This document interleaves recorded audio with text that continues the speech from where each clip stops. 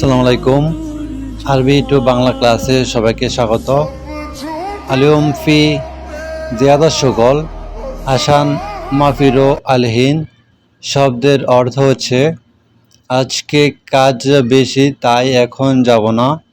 তো ভিউয়ার্স, এখানে হচ্ছে আলিয়ম শব্দের অর্থ হচ্ছে আজ, ফি শব্দের অর্থ হচ্ছে আছে, জিয়াদা শব্দের অর্থ হচ্ছে বেশি, সুগল শব্দের অর্থ হচ্ছে কাজ, আসান শব্দের অর্থ হচ্ছে কারণ, মাফি শব্দের অর্থ হচ্ছে নাই, রোহ শব্দের অর্থ হচ্ছে যাওয়া, আলহিন শব্দের অর্থ হচ্ছে এখন।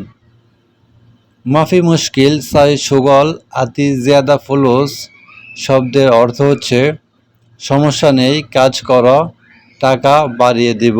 ভিউয়ার্স, এখানে মাফি শব্দের অর্থ হচ্ছে না, মুশকিল শব্দের অর্থ হচ্ছে সমস্যা, সাই শব্দের অর্থ হচ্ছে করা, সুগল শব্দের অর্থ হচ্ছে কাজ, আতি শব্দের অর্থ হচ্ছে দেওয়া, জিয়াদা শব্দের অর্থ হচ্ছে বেশি, ফুলুস শব্দের অর্থ হচ্ছে টাকা।